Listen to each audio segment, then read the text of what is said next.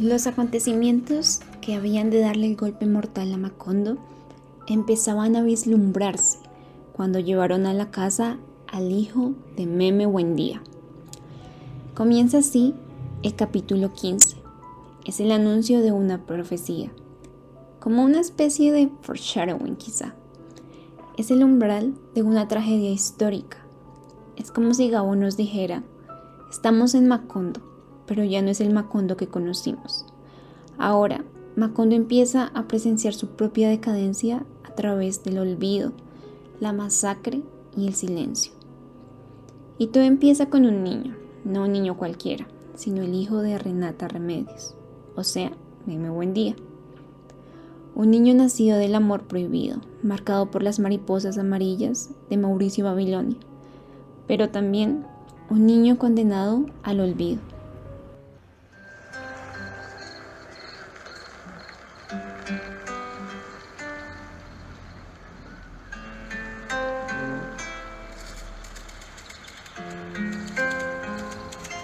Fernanda del Carpio, la guardiana de las apariencias, recibió al niño no con ternura, sino con vergüenza.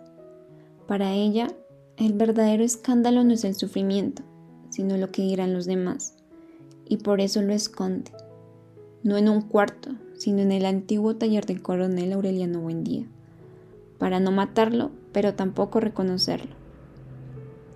Tuvo que soportarlo contra su voluntad por el resto de su vida, porque a la hora de la verdad le faltó valor para cumplir la íntima determinación de ahogarlo en la alberca del baño. Como vemos, aquí la violencia no se grita, sino se calla. Llega con un biberón y una mentira.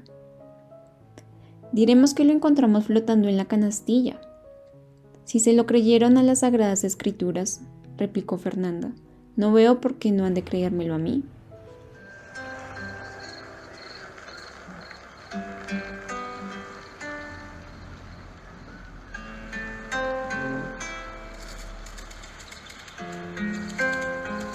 Ahora hablemos del exilio de Meme.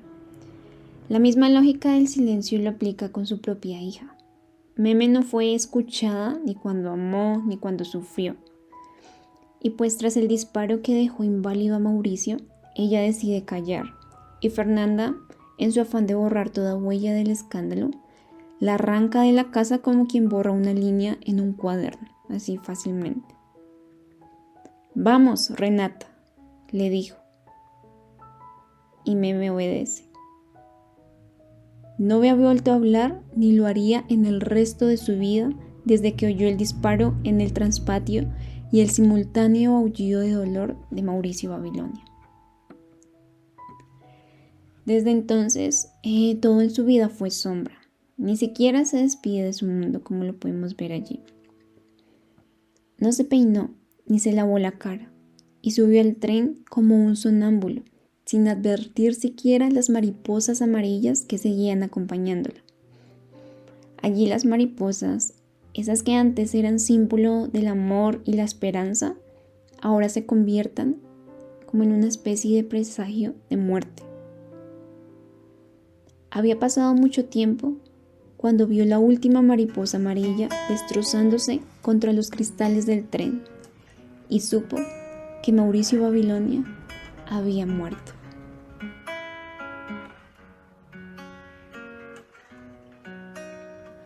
Ahora pasamos al entierro en vida. El destino final de Meme no es la muerte, es el olvido, un convento, un exilio sellado por el silencio. Y aquí vuelven estas frases. Vamos, Renata, le dijo. Y ya no es su madre, es una monja. Meme, ya sin alma, solo extiende la mano. Y lo vemos allí en estas citas. Meme le tomó la mano y se dejó llevar.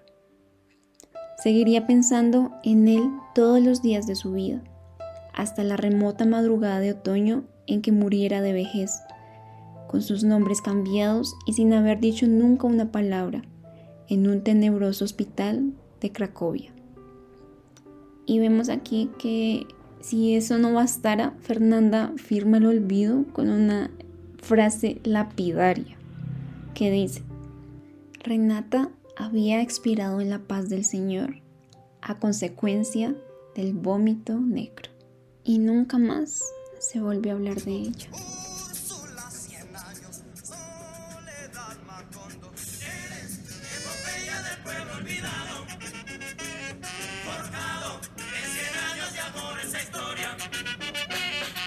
Eres epopeya del pueblo olvidado, forjado en 100 años de amor esa historia. Me imagino y vuelvo a vivir mi memoria quemada al sol. Mariposas amarillas, Mauricio, Babilonia. Mariposas amarillas que vuelan liberadas. Mariposas amarillas, Mauricio, Babilonia. Mariposas amarillas que vuelan liberadas. Como podemos ver, Macondo ya empieza a olvidar. Y como pasa en tantos relatos históricos y políticos, lo que no se nombra desaparece. Y así empieza la verdadera condena de este pueblo. El silencio que borra, el olvido que mata sin necesidad de disparar una sola bala. Por el momento.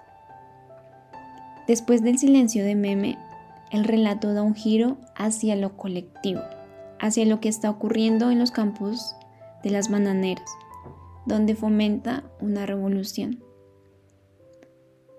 Allí Fernanda regresa a Macondo en un tren protegido por policías y le cuentan que José Arcadio II está incitando a la huelga de trabajadores de la compañía bananera. Y ella, desde su mundo de apariencias, solo dice: un anarquista más en la familia. Pero aquí lo interesante es que aparece un personaje que parecía condenado a la irrelevancia. Y hay una frase que dice: el descolorido José Arcadio II, de quien solía decirse que solo había servido para llenar el pueblo de putas francesas. Aquí es ese mismo hombre el que ahora rompe el anonimato para convertirse en el líder inesperado de los trabajadores bananeros. Pero, ¿y qué piden los obreros? Algo mínimo, algo humano. Abro comillas. Que no se les obligara a cortar y a embarcar banano los domingos, cierro comillas. Aquí incluso el padre Antonio Isabel intercede a favor de la huelga. Fue un momento donde la justicia social y la religión coinciden. Pero como vemos en tantos capítulos de nuestra historia, lo que comienza como una especie de esperanza se transforma ahora como en conspiración. Y aquí viene otra frase. Muy pronto se le señaló como agente de una conspiración internacional contra el orden público. Aquí José Arcadio II sobrevive a un atentado, él escapa y su paradero se vuelve un rumor. Y Úrsula, desde un rincón de sombras, lo presiente y menciona: es como si el mundo estuviera dando vueltas. Luego, la tensión crece, los dirigentes sindicales, entre ellos José Arcadio II, son sacados de sus casas, el pueblo se moviliza y entonces ocurre lo inevitable. La compañía bananera convoca a los trabajadores a una reunión en la estación del tren. El anuncio que ellos dan parecía esperanzador, pero en realidad no lo es. Abro comillas. El jefe civil y militar de la provincia llegaría el viernes siguiente, dispuesto a interceder en el conflicto. Cierro comillas. Pero no era un diálogo como tal, era como una especie de emboscada. Y se menciona también en una cita donde dice: decreto número 4. Declaraba a los huelguistas cuadrilla de malhechores y facultaba al ejército para matarlos a bala. Cuando se leyó el decreto, hubo una rechifla de protesta y un capitán allí tomó la palabra, donde decía: señoras y señores, tienen 5 minutos para retirarse. Y allí José Arcadio II por primera vez levantó su voz y dijo: Cabrones, gritó. Les regalamos el minuto que les falta. Y fue entonces cuando el capitán dio la orden de fuego. Y se menciona: 14 nidos de ametralladoras le respondieron en el acto. Era como si las ametralladoras hubieran estado cargadas con engañifas de pirotecnia. Como podemos ver, aquí Gabriel García denuncia esto como una masacre que fue planificada, una alianza entre la empresa extranjera, el Estado colombiano y sobre todo ese silencio oficial. Pero lo más devastador no es solo el asesinato de las miles de personas, sino lo que viene después. Es el olvido forzado, el encubrimiento, la negación. Soledad Macondo, eres epopeya del pueblo olvidado, forjado en 100 años de amor esa historia. Eres epopeya del pueblo olvidado, forjado en 100 años de amor esa historia. Me imagino y vuelvo a vivir en mi memoria quemada el Ahora sol. pasamos al tren de los muertos. Aquí, José Arcadio II cae. Lo dan por muerto. Lo tiran al tren, pero él no muere. Y ahora voy a leer esta cita. Abro comillas. Cuando José Arcadio II despertó, estaba boca arriba en las tinieblas. Se dio cuenta de que iba en un tren interminable y silencioso, y de que tenía el cabello apelmazado por la sangre seca y le dolían todos los huesos.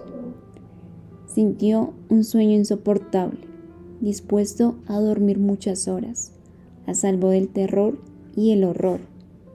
Se acomodó del lado que menos le dolía, y solo entonces descubrió que estaba acostado sobre los muertos. Cierro comillas. Y allí, los cadáveres apilados estaban puestos como los racimos de banano. Se veían los hombres muertos, las mujeres y los niños. Y se menciona: iban a ser arrojados al mar como el banano de rechazo. Y cuando él regresa a Macondo, cubierto de sangre, trata de contar la verdad, pero allí nadie lo escucha. Y él dice: debían ser como 3.000. ¿Qué? Los muertos, aclaró él.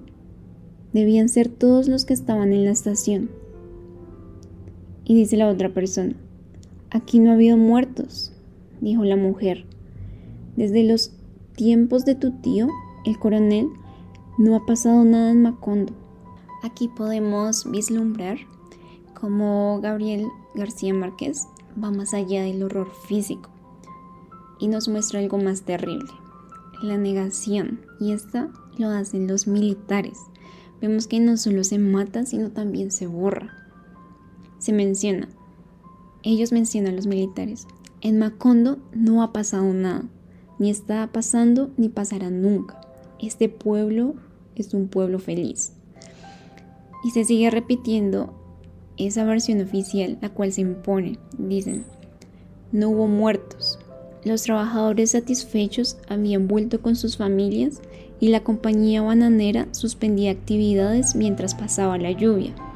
Esto es como si quisieran lavar las huellas del crimen a través de la negación. Luego podemos situar allí al guardián de la memoria, José Arcadio II. Él se encierra en el antiguo taller del coronel Aureliano Buendía, pero allí nadie habla con él.